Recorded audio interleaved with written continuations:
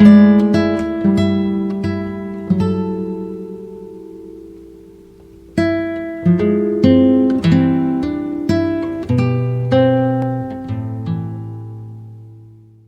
noite, irmãos. Graça e paz. Que suspense, né? Vocês estão bem? Bom revê-los aqui, estar novamente aqui. É uma bênção. Peço que os irmãos abram a palavra em Atos dos Apóstolos, capítulo 17, a partir do verso 16. Atos dos Apóstolos, capítulo 17 e o verso 16. Uma chuva boa para poder alegrar nossa noite, fazer um friozinho. Quem está feliz, diga amém. Amém. Glória a Deus. Atos, capítulo 17, o verso 16. Paulo em Atenas.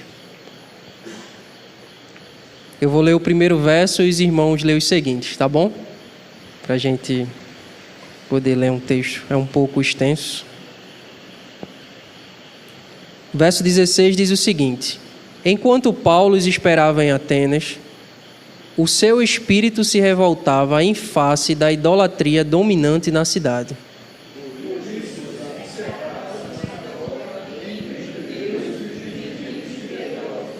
E alguns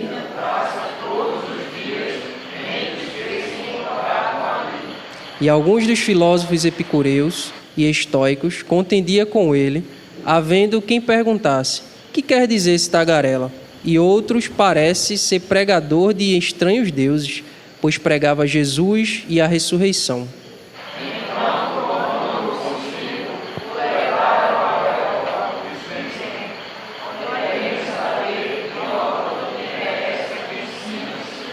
Posto que nos trazes aos ouvidos coisas estranhas, queremos saber o que vem a ser isso.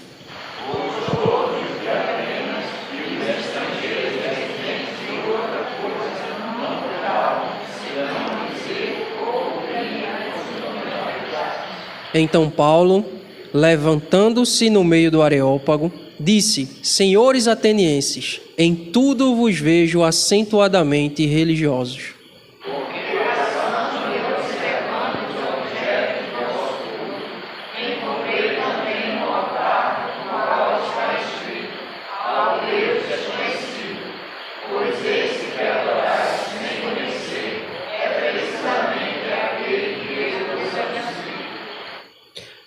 O Deus que fez o mundo e tudo o que nele existe, sendo ele Senhor do céu e da terra, não habita em santuários feitos por mãos humanas.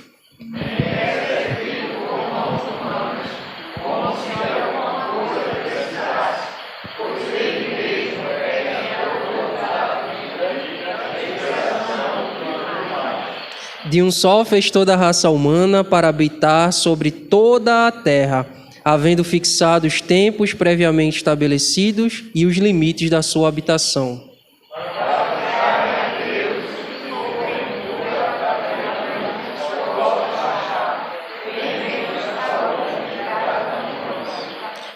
Pois nele vivemos e nos movemos e existimos, como alguns dos vossos poetas têm dito, porque deles também somos geração.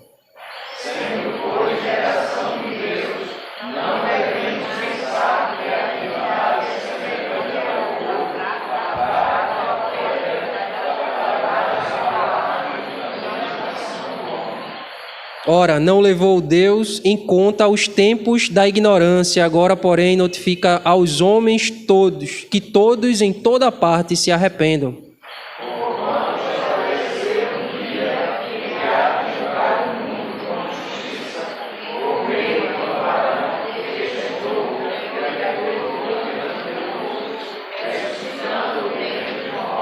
Amém. Vamos orar.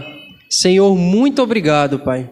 Obrigado por esse tempo que o Senhor nos dá nessa noite, pela Tua presença, Deus, por saber que o Senhor tem nos dado a graça, Deus, de conhecer um pouco mais de Ti diariamente, Pai. Obrigado pelos louvores, pela ceia do Senhor, por poder aqui, Deus, celebrar o Teu santo nome por meio da ceia do Senhor, com os meus irmãos em comunhão, anunciando a Tua vinda, Senhor. nos alegrando aqui, Deus, na tua morte e na tua ressurreição. Obrigado, Pai. Fala conosco nessa noite, em nome de Jesus. Amém. Há muito tempo, irmãos, um conto, né, de Atenas, há muito tempo atrás, dizem que houve uma grande epidemia. Muitas pessoas ficaram doentes. Não sei se você lembra aí um pouco do período da pandemia, né? Foi uma loucura só. E nesse tempo aqui também, muito tempo em Atenas, houve uma grande epidemia. E muitas pessoas ficaram doentes, muitos morreram. E o que as pessoas fizeram foi clamar a vários deuses. Eles se reuniram, clamaram a vários deuses, sacrificaram para esses deuses e não tinha nenhuma resposta, não acontecia nada. A epidemia não cessava, nenhum deus acudia a eles. Eles não sabiam mais o que fazer. Então, o Conselho de Atenas decide ali se reunir no Areópago, que era uma prática deles, e ali eles se reuniram para tentar decidir o que poderia ser feito. E um deles ali dizem, a gente poderia chamar um profeta chamado Epimênides.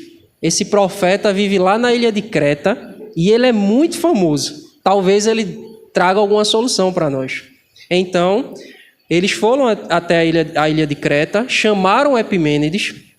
Quando Epimênides chega, mais ou menos ali em Atenas, Epimênides ele dá umas informações para eles que eles ficam meio achando muito estranho. E Epimênides diz, olha, você vai trazer para mim ovelhas pretas e ovelhas brancas.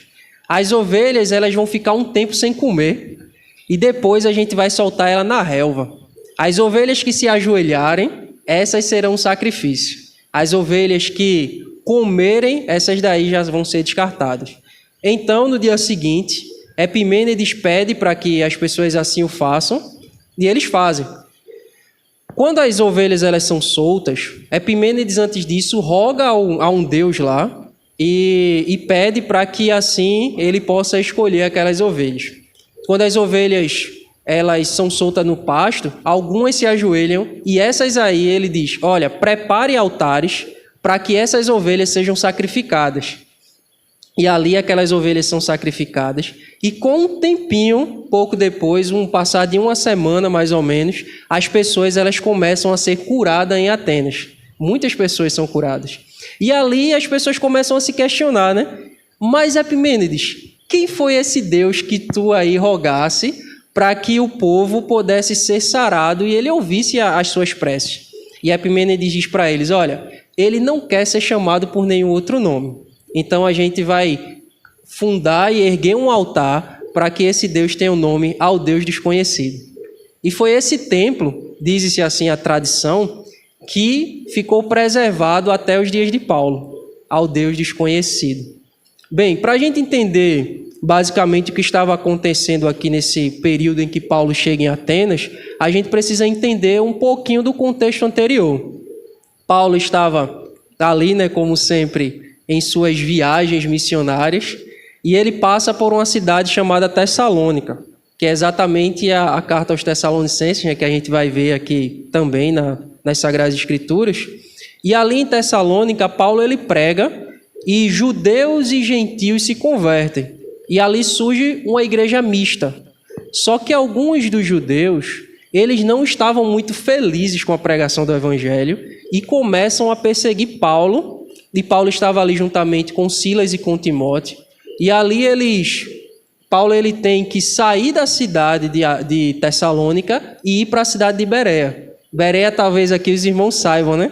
Que os crentes de Bereia ou os judeus de Bereia eram bem piedosos. E ali eles sempre analisavam tudo aquilo que Paulo estava falando para ver se estava de acordo com as Escrituras.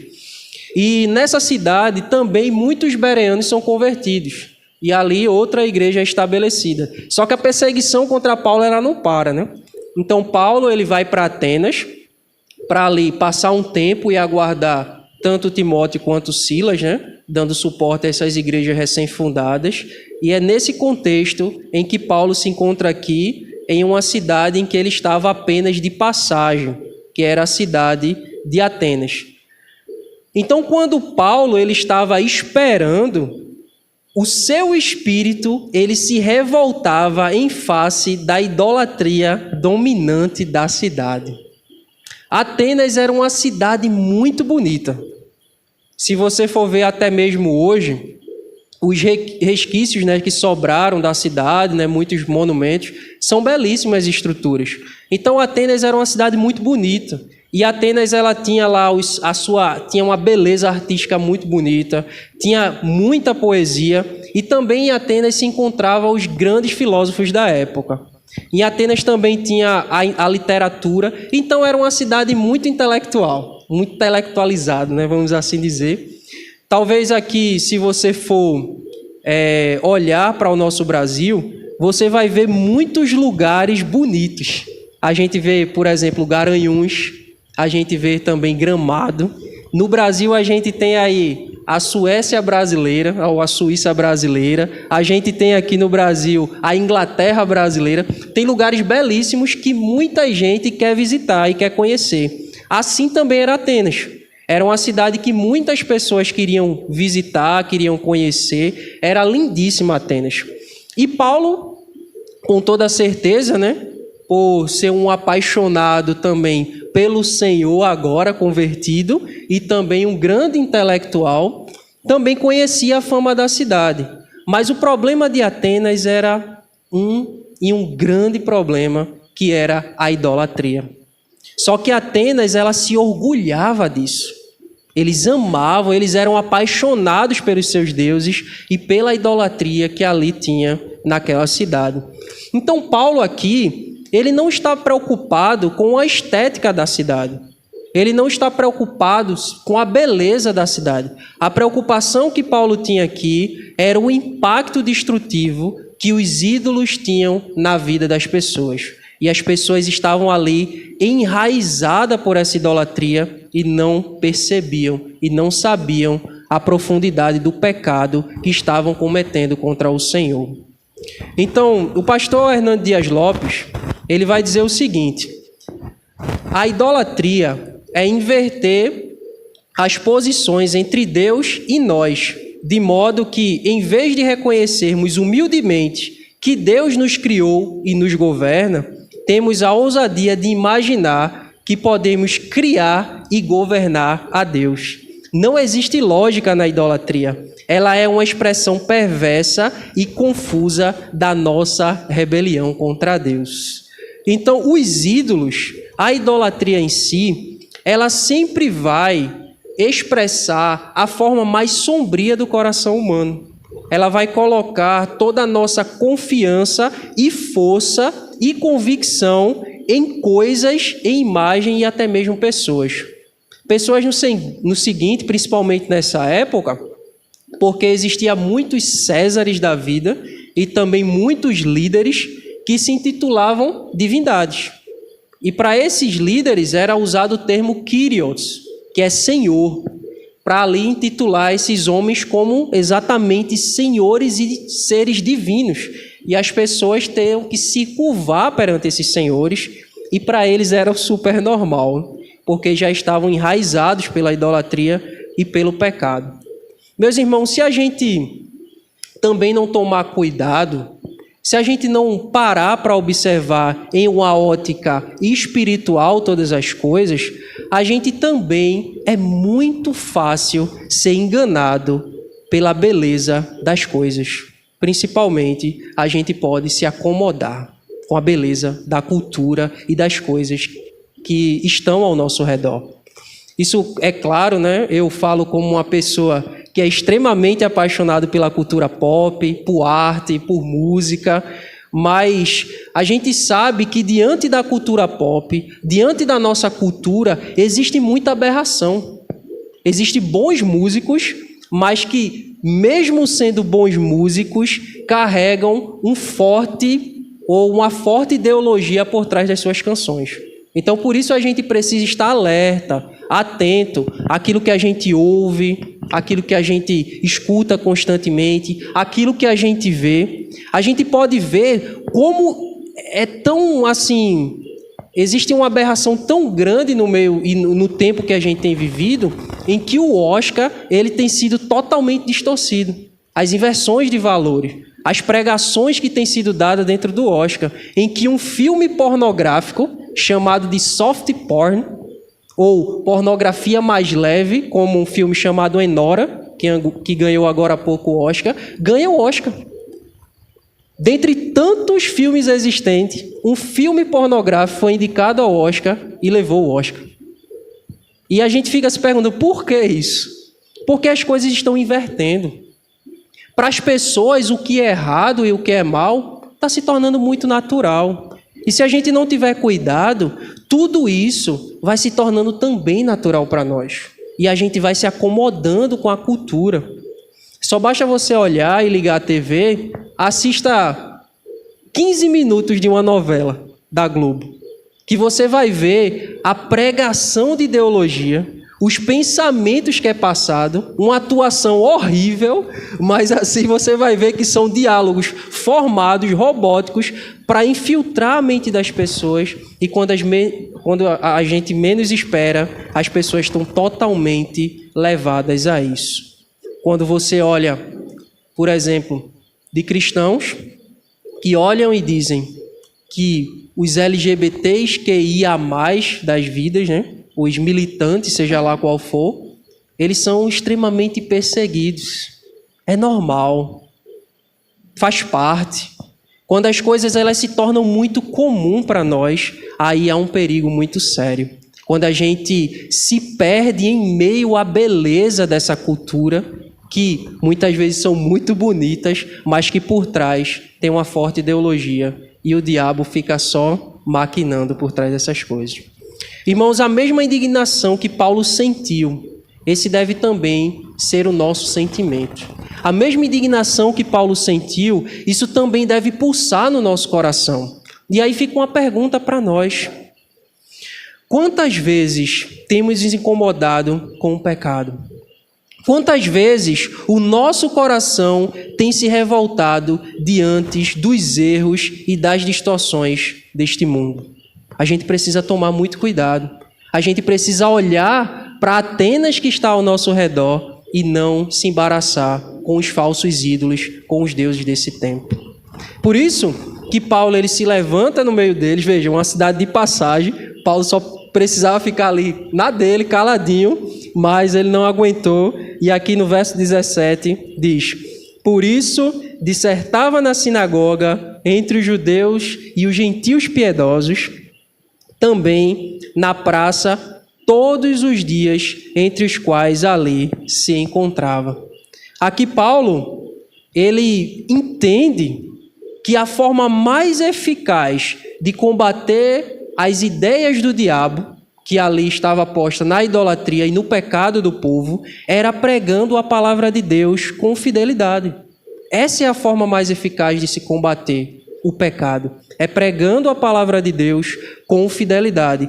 Por isso, em meio a esse mar de idolatria, somente a verdade pode trazer à luz aqueles que estão perdidos. E Paulo ali pregava naquilo que se chama de ágora. A ágora era a praça pública. Todos os dias Paulo estava ali pregando. E aos sábados também se reunia na sinagoga para pregar também para os judeus que ali se encontravam. E a gente entende, meus irmãos, por meio dessa palavra e por meio de toda a Escritura, que a vitória contra o pecado e a idolatria começa quando pregamos diariamente a verdade para o nosso próprio coração.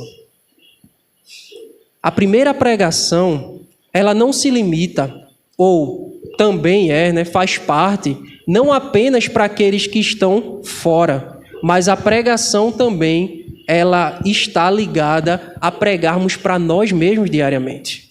Então, a fórmula mais eficaz de se vencer o pecado e não sermos enredados por essa cultura e esses pensamentos pecaminosos é pregarmos a palavra diariamente para o nosso próprio coração. E como a gente faz isso?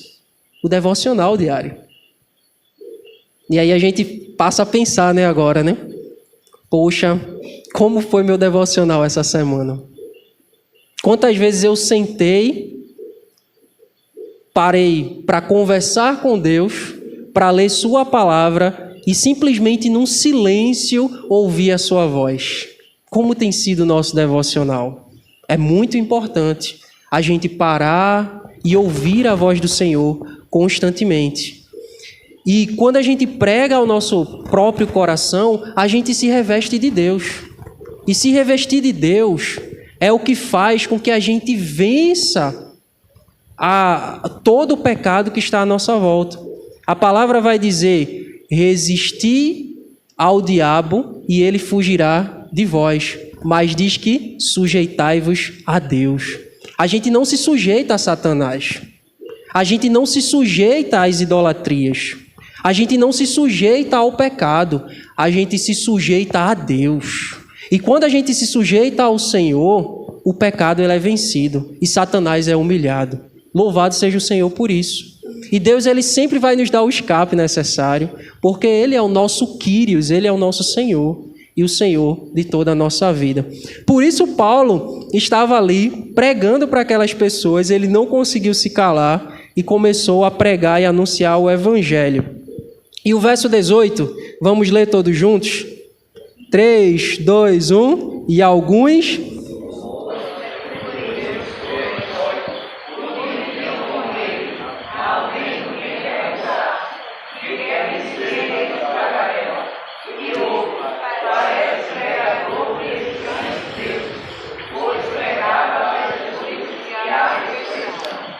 Amém.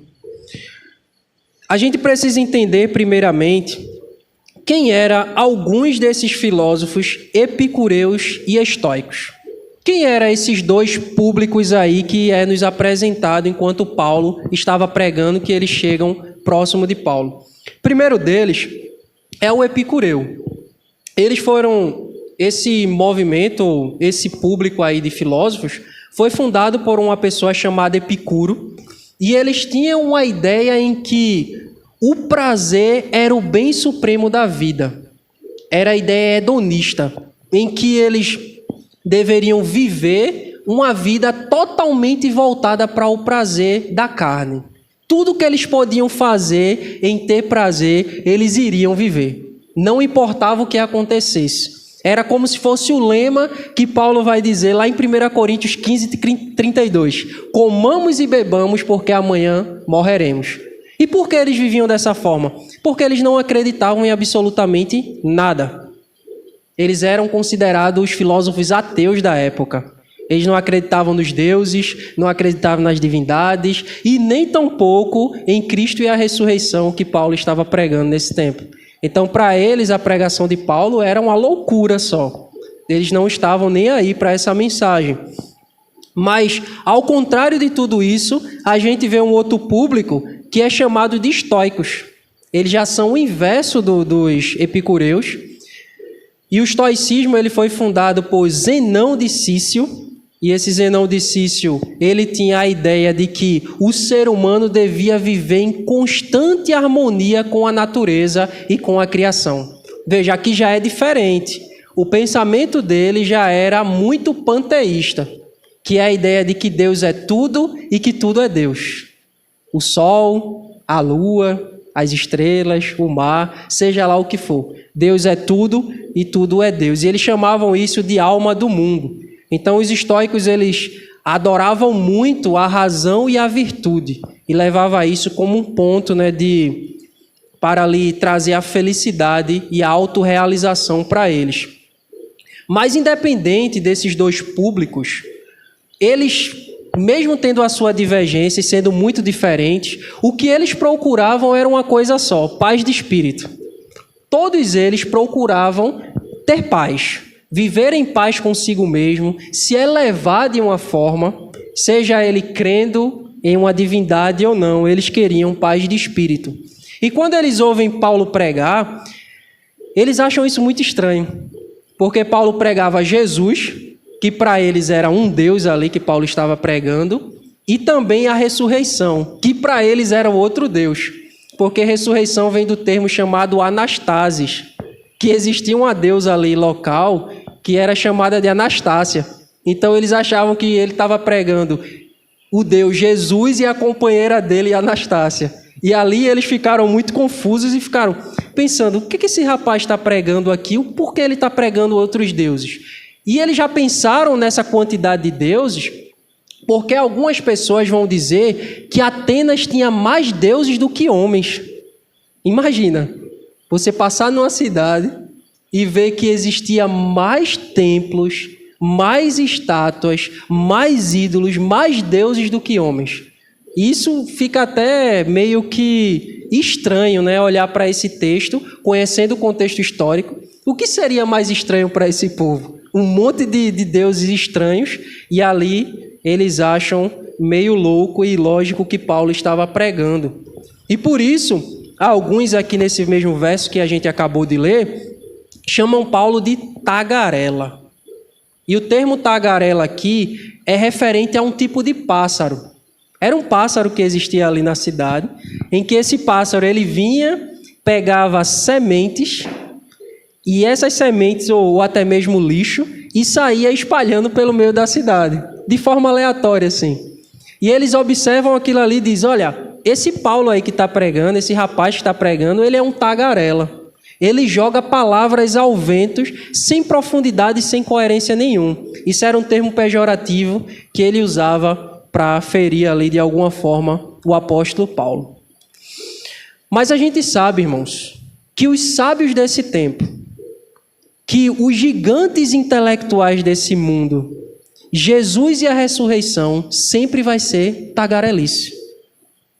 Eles sempre vão olhar para Cristo e sempre vão achar loucura a mensagem do Evangelho, porque a palavra de Deus é loucura para os que se perdem. E para eles, Jesus sempre vai ser um mito, ou uma ideia que nós criamos em nossa mente para de alguma forma achar algum conforto. Não, eles criaram na mente deles um determinado Deus chamado Jesus, para que eles pudessem achar no finzinho da vida deles algum pontinho de esperança. E quando a gente vê, eles sempre vão ministrar dessa forma. Quando não é isso, chamam de Deus fraco. Um Deus que morreu na cruz e que não precisam de um Deus tão fraco assim. Então, para os sábios desse tempo, eles sempre vão olhar para Jesus como tagarelice e como loucura.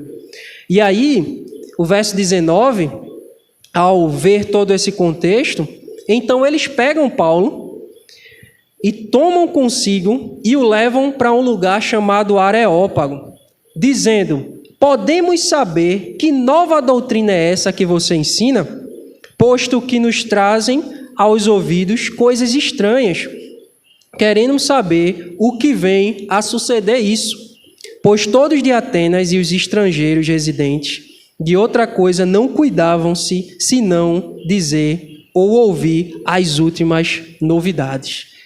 Por outro lado, os atenienses também eram pessoas extremamente curiosas. Eles eram apaixonados por novidade. Eles queriam saber a novidade de uma doutrina nova que chegou na cidade, uma filosofia nova, um Deus novo, um culto novo. Eles sempre queriam saber. Eram ali as câmeras humanas da época. Quantos aqui tem câmera em casa? Alguns, né? Alguns. Lá em Abreu Lima ninguém tinha.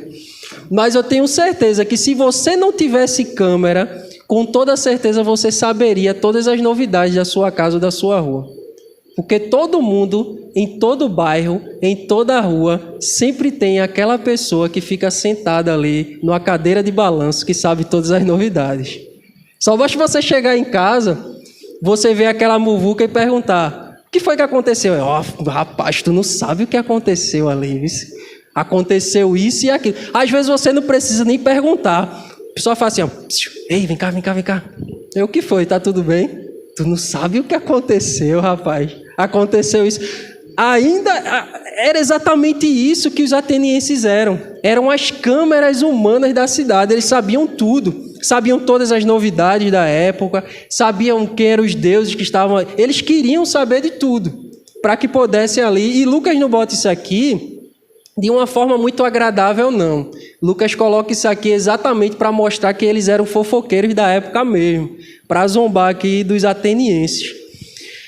E aí eles levam Paulo até o Areópago. O que seria esse Areópago? Seria basicamente ali uma espécie de câmara ou câmara municipal da época, em que eles se reuniam em conselhos para que pudessem decidir ou discutir os novos cultos, pensamentos e filosofias que chegavam na cidade. Então, o Areópago, por mais que eles falassem sobre questões da cidade e tantas outras coisas, o foco do Areópago era muito intelectual. Eles sempre iriam focar muito nessa questão aqui. E a gente sabe, irmãos, que em meio ao mar de tantos atenienses raivosos e de tantas pessoas que perseguem o Evangelho, também existe aqueles que são chamados amigos do Evangelho, como os atenienses. Aqueles que são levados por todo o vento de doutrina e levados por todo tipo de novidade. Por isso que Paulo, em 2 Timóteo, no capítulo 4, verso 3, ele vai dizer o seguinte: pois haverá o tempo em que não suportarão a sã doutrina. Pelo contrário, cercar-se-ão de mestres segundo a sua própria cobiça, como sentindo coceiras no ouvido, e se recusarão a dar ouvidos à verdade e se entregarão a fábulas. É isso que muitas pessoas elas querem hoje, é ser movido por novidade. É ser movido por algo novo, é se encher de coisas que possam massagear o seu ego. Não sei se você já ouviu muito isso, né? Mas tem pessoas que dizem: eu vou para a igreja essa noite, porque eu vou agradecer as bênçãos ao meu Deus. Vou cumprir minha tabelinha, para que Deus ele se agrade com a minha vida. Ou pessoas que: eu vou para a igreja hoje, porque eu preciso ouvir alguma coisa para me sentir bem. Meu dia foi muito ruim, minha semana foi péssima, eu preciso ouvir uma palavra que me conforte. É os movidos por novidade. É aqueles que querem sempre ouvir que você é o centro do coração de Deus. Que Jesus precisa de você. Rapaz, Jesus tem sentido a sua saudade, Jesus está sentindo tanto a tua falta, porque tu é o centro do coração de Deus. Jesus precisa de você nessa noite. É aqueles que querem ouvir que Deus nunca vai deixar que você veja algo que Ele não possa te dar, porque você não vai morrer sem antes a promessa de Deus se cumprir. Por quê? Porque quem tem promessa de Deus não morre não. Ele não desiste não, porque quem tem a fé é a fé de Abraão. Você não vai morrer sem que Deus te dê aquele carro. Você não vai morrer sem que Deus te dê aquela bênção prometida. Quem disse que Deus vai te fazer sonhar, ver com algo que você não vai conquistar? É isso que os atenienses e tantas outras pessoas querem ouvir, as novidades. Quando muitos dizem: vamos atualizar a Bíblia, porque ela já está muito ultrapassada. Ela precisa de algum renovo. Ela precisa de algo novo, sabe? E nesse ponto é que Paulo se levanta ali no Areópago para começar a ministrar para todos eles. E ali, no verso 22, vai dizer que Paulo se levantou no meio deles no Areópago e disse: senhores atenienses, em tudo vejo que sois acentuadamente religiosos.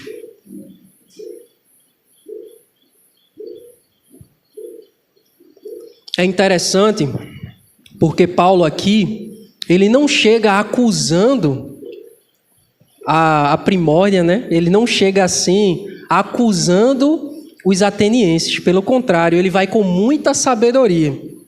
O pastor e teólogo Francis Schaeffer, ele vai dizer o seguinte: devemos lembrar que as pessoas que estamos nos dirigindo, por mais distante que estejam da fé cristã, sempre será portadora da imagem de Deus. Ela tem um grande valor e a nossa comunicação com ela deve ser pautada no amor genuíno. a gente precisa ter muito cuidado com as palavras. Isso é, porque o Evangelho também nos chama para isso. Para saber como pregar, para saber como nos portar, para saber como nos posicionar, para saber como dar um bom testemunho, seja lá onde a gente esteja inserido.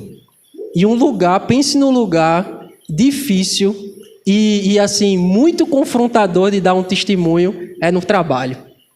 Onde tem todo tipo de pessoa, de todas as formas, em que a gente precisa ter muita sabedoria para lidar com as palavras. E aqui Paulo, ele chega para os atenienses e não chega dizendo: vejo que vocês são adoradores de demônios. Eu já vi tradução bíblica assim. Vejo que vocês são adoradores de demônios. Paulo não chega assim. O que Paulo chega é: vocês são acentuadamente religiosos. Postura, sabedoria, palavra temperada com sal, para que ali ele tivesse a atenção dos atenienses. E a partir disso ele pudesse argumentar e falar o que ele precisava falar. O verso 23 diz o seguinte, e ali ele continua o seu argumento e diz: por quê? Porque eu vi que, passando pela cidade de vocês, eu observei o objeto do vosso culto e encontrei também um altar que está escrito ao Deus desconhecido. Lembrou aí da história do início, né? Eu encontrei ali um altar chamado ao Deus desconhecido, pois esse que adorais sem conhecer é precisamente aquele que eu vos anuncio. No capítulo 14, alguns capítulos atrás, e o verso 17, o texto vai dizer: contudo, Deus não deixou de ficar sem testemunho de si mesmo, fazendo bem, dando-lhe chuva e estações frutíferas, enchendo o vosso coração de fartura e de alegria. O missionário Don Richardson vai dizer que isso que Paulo estava falando ou fazendo aqui é chamado de analogia da redenção. O que seria isso? Seria basicamente quando os missionários pegam alguma coisa atrelada à cultura local ou alguma coisa que está ali ao redor e usa como um ponto de contato para apontar para algo maior, que é o Senhor. Ou seja, ele pega algo da cultura e aponta para o certo, e aponta para Deus. E é isso que Paulo faz. E Don Richardson, ele tem uma grande experiência com isso. No seu livro chamado, se você não leu, fica a indicação, O Totem da Paz. E esse livro vai falar um pouco da sua experiência missionária num povo chamado Sauí, que era uma tribo. E essa tribo, eles eram considerados como caçadores de cabeça. E ele chega lá com a sua família e os seus filhos pequenos. E ao chegar lá e ter a sua primeira oportunidade de pregar o evangelho, ele começa citando a história de Jesus e Judas. E quando ele está citando a história de Jesus e Judas, o povo começa a assoviar, admirado, a forma deles de prestar atenção. E ele fica: poxa, eu estou conseguindo falar para essa tribo aqui, eles estão realmente ouvindo. Mas aí com o tempo ele vai achando estranho, e percebe que eles estavam aplaudindo não a Jesus, mas sim a Judas. Porque a tradição e a cultura dos sauís era que a traição, ou o traidor, aquele que traísse a pessoa de uma forma mais criativa, esse aí era o herói. Então Jesus para eles não era um herói. Para eles o herói naquele tempo era Judas. E ali ele teve uma grande barreira. E por passar por diversos problemas, diversos conflitos, Don Richardson ele se encontra ali em guerra entre tribo Sauí e outras tribos vizinhas. E ele fica ali sem saber o que fazer. Até que em um tempo acontece uma coisa assim maravilhosa, em que um dos chefes da tribo chega até a outra e entrega o filho dele para outra tribo, e a partir desse filho que fosse dada para outra tribo, seria chamado de criança da paz. Enquanto aquela criança sobrevivesse na mão da outra tribo, as duas tribos estariam não mais em guerra, mas em paz. E ali Deus ele dá uma estratégia para Don Richardson e ele vê: agora eu sei aonde alcançar esse povo e como ministrar o evangelho. E ele diz que Jesus é essa criança da paz que foi dado a eles por meio de Deus Pai para que eles pudessem ter paz consigo mesmo e paz com Deus. Isso é o ponto de contato que os missionários eles fazem por meio do Evangelho. E esse texto ele dá muita base para isso, né? É claro que aqui a gente não está falando de sincretismo de religioso, mas com toda a sabedoria, Paulo faz isso e usa desse ponto dizendo, ele não tem nome não, então é esse aí que eu estou pregando mesmo para vocês. Esse é o Deus verdadeiro, esse é Jesus Cristo. E Paulo começa a anunciar a palavra do Evangelho. E tudo isso, meus irmãos, a gente vê como uma graça de Deus, como a forma de Deus se revelar por meio da cultura e as coisas que foram criadas, assim como diz o texto de Atos 14. Deus ele dá tudo e não deixa de dar testemunho de si no meio de todas as coisas que foram formadas.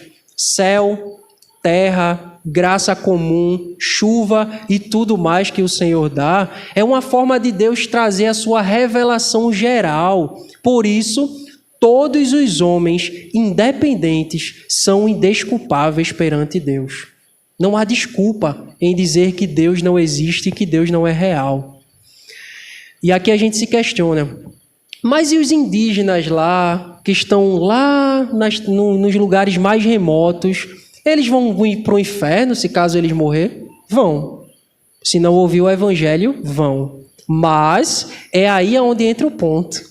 Por isso que Deus usa Paulo para pregar para os atenienses, para que eles fossem alcançados. E assim Deus usa missionários e leva para as tribos mais remotas, para os povos mais remotos, para anunciar sua palavra revelada, para que outras pessoas ouçam e sejam salvos. Essa é a beleza do Evangelho. É saber que Deus se responsabiliza com a sua própria missão. É saber que um dia também éramos esse povo que estávamos perdidos, distantes e também fomos encontrados. É claro que aqui eu não sei de onde você veio, né? Mas pode ser que existam pessoas aqui que veio de lugares distantes, em que talvez, quem sabe, o Evangelho nunca chegou. Mas de alguma forma o Senhor usou alguém para pregar o Evangelho até você. E pasma, existem muitos lugares que ainda não ouviram falar de Jesus. E aqui Deus usa Paulo para que pudesse anunciar o Evangelho, porque Deus ele pede que todos nesse tempo, em um só, se arrependam diante dele mesmo. E aqui Paulo continua o seu argumento, a partir do verso 24, e ele diz o seguinte: o Deus que fez o céu, fez o mundo e tudo o que há, nele existe, sendo ele Senhor do céu e da terra, não habita em santuário feito por mãos humanas, nem é servido por mãos humanas, como se de alguma coisa precisasse, pois ele mesmo é quem dá a todos a vida, respiração e tudo mais. De um só, fez toda a raça humana para habitar toda a face da terra, havendo fixado os tempos previamente estabelecidos e os limites da habitação.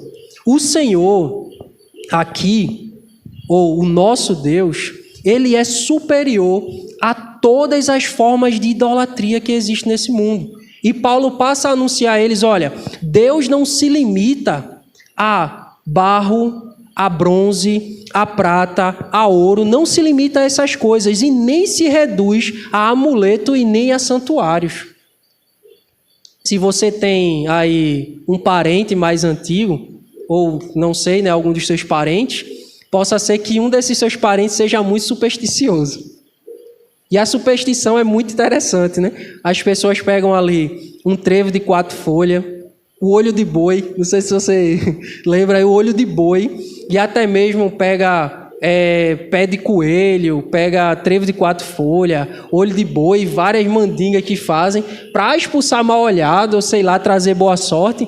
E o pior é quando isso se mistura com o cristianismo. Quando isso se mistura com o cristianismo, dá uma salada de fruta só.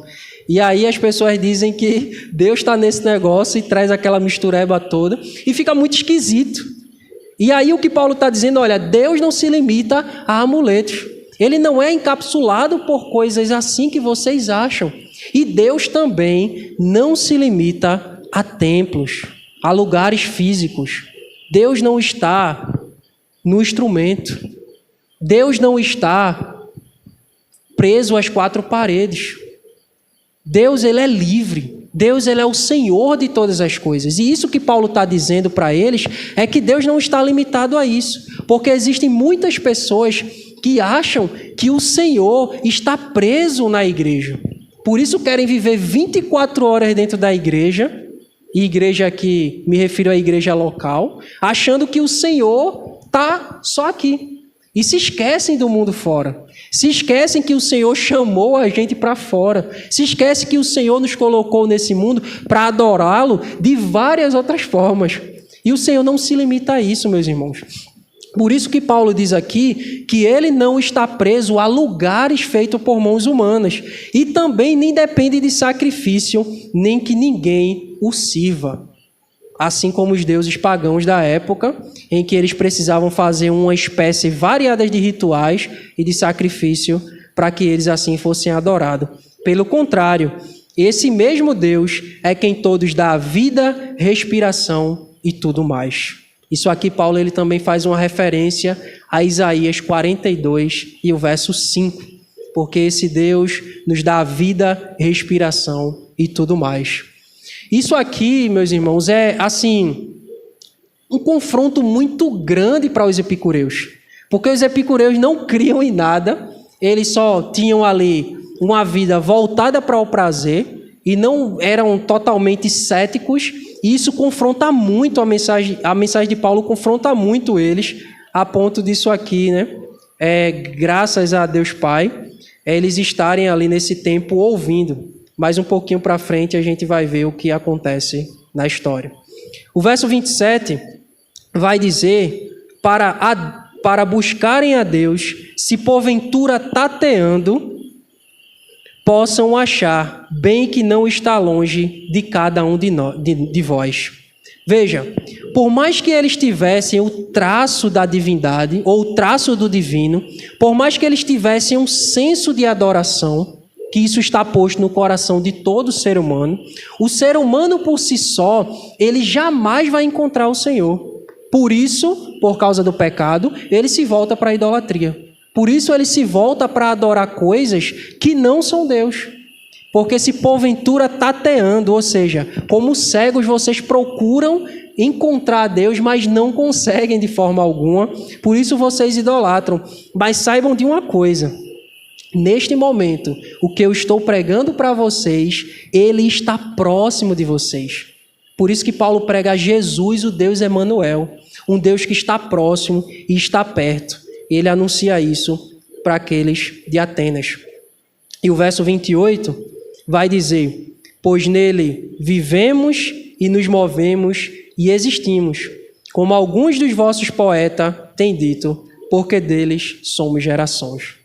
Mais uma vez aqui, Paulo, ele pega a cultura e os filósofos dele como ponto de contato para pregar o evangelho. Ou seja, isso que os seus filósofos disseram está correto. E eu estou apontando para algo verdadeiro. Eu estou apontando para Jesus Cristo. E aí Paulo, com muita sabedoria, começa a lidar com tudo isso aqui.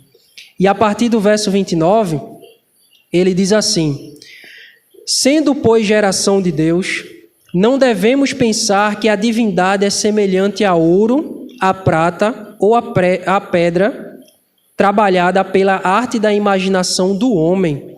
Ora, não levou Deus em conta o tempo da ignorância. Agora, porém, notifica aos homens que todos, em toda parte, se arrependam. Vamos ler todos juntos o verso 31? 3, 2, 1. Porque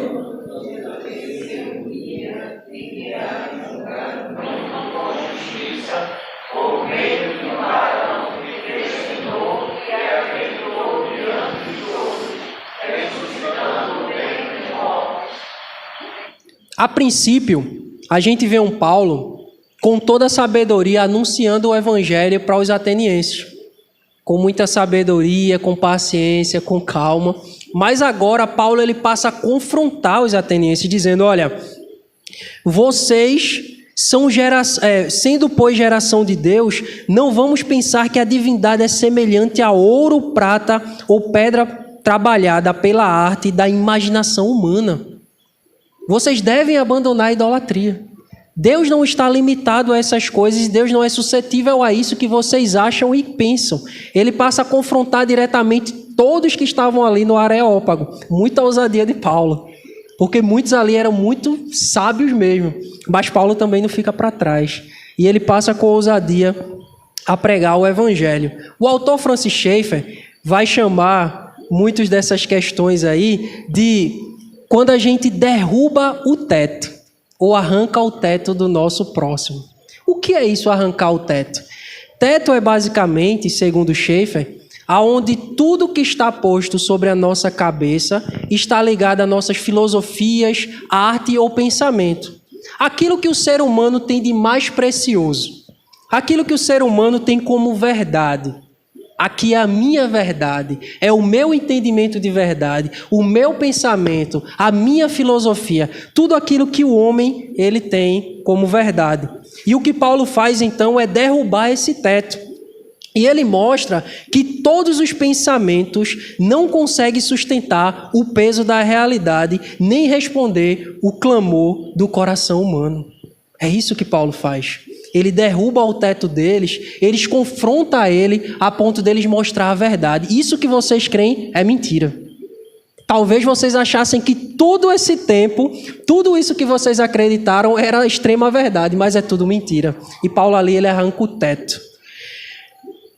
O maravilhoso do evangelho é isso, meus irmãos. É saber que por muito tempo a gente viveu cercado de pecado, ídolos, cegos, perdidos. Mas o evangelho, no momento certo, ele derrubou o nosso teto. Ele arrancou o nosso teto.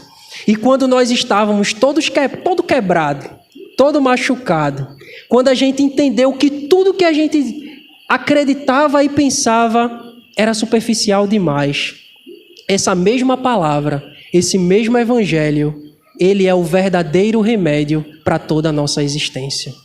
É o evangelho quem nos cura. É o evangelho quem nos direciona e aponta para algo maior. É o evangelho quem vai nos colocar aonde a gente precisa estar.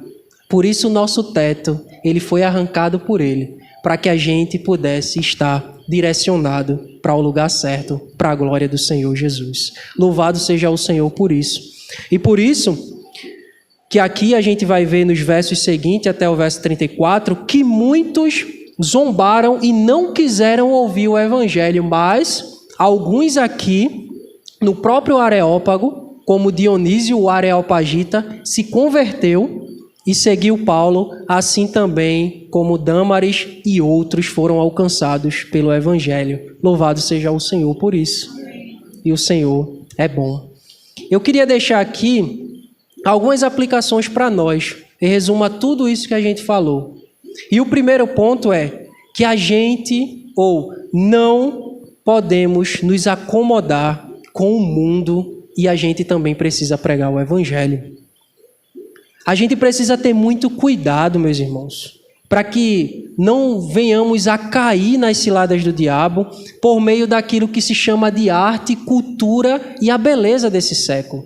Se a gente não tomar cuidado, a gente acaba caindo também nessas coisas, por meio de tantas coisas que são bombardeadas na nossa mente. A gente vê uma cultura totalmente depravada, deturpada, em que a música boa já não se ouve mais, e o que é bom já não se existe mais, porque as pessoas vão buscar aquilo que é errado. E quando a gente menos espera, nós também, se não tivermos cuidado, a gente também vai estar inserido nesse mesmo meio.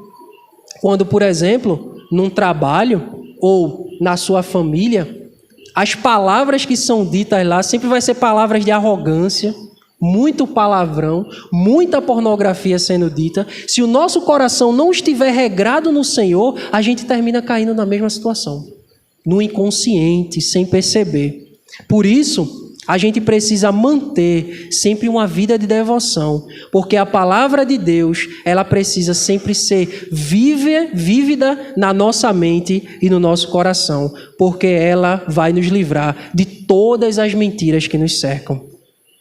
E assim também, por meio dessa palavra, que nos coloca em nosso lugar e nos reveste do Senhor, a gente também precisa ser um agente de Deus para o nosso próximo.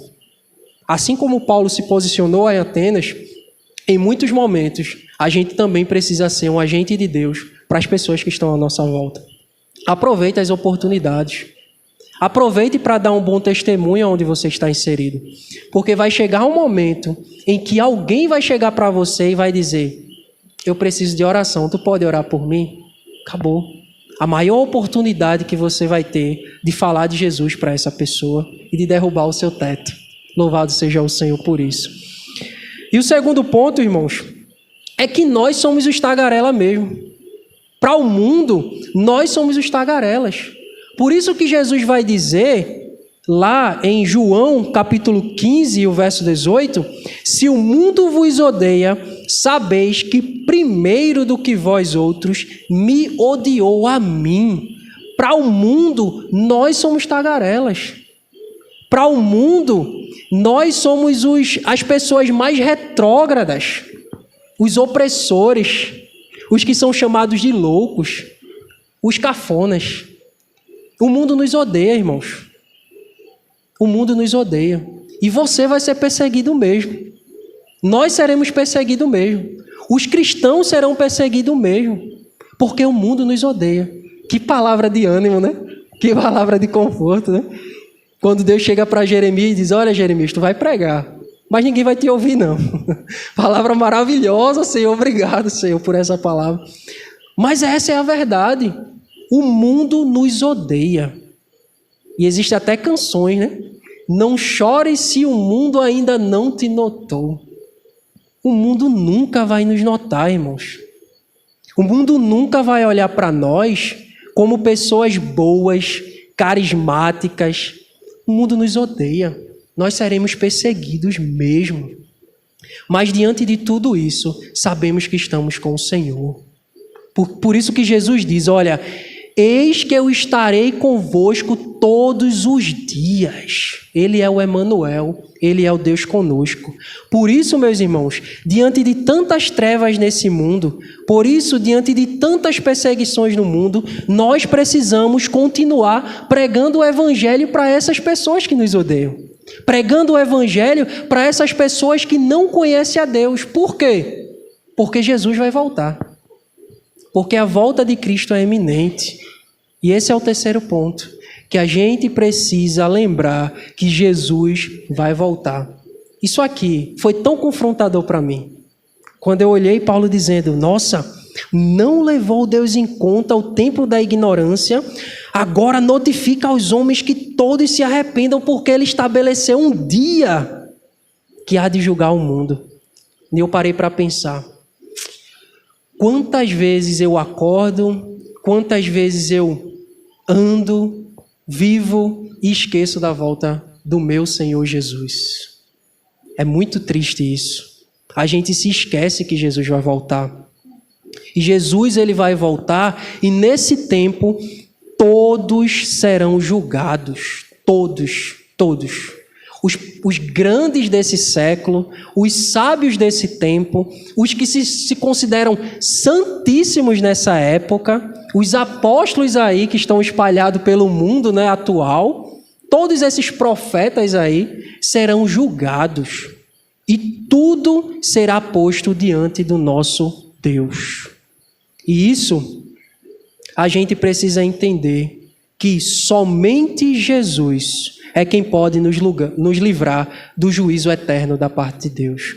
Somente em Jesus, por meio do Evangelho, é que somos livres de tudo isso. Por isso a palavra do Senhor, ele nos convida a nos arrependermos dos nossos pecados. Precisamos dar nome ao nosso pecado. Dizer: Senhor, eu pequei nisso, me perdoa, Senhor. Eu pequei nisso, me perdoa, Senhor. Por isso o Evangelho nos convida a nos arrependermos diante do Senhor.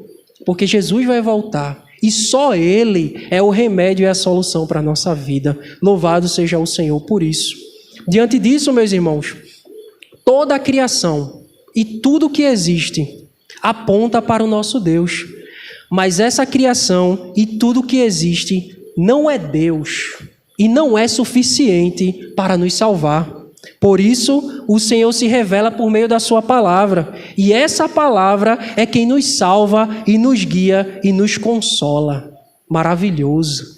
Por isso, que o Senhor, o Eu Sou, seja tudo em nossa vida para todo sempre. Louvado seja o Senhor por isso. Que Deus abençoe, meus irmãos. Obrigado por esse tempo. Vamos nos colocar de pé, vamos orar nesse momento.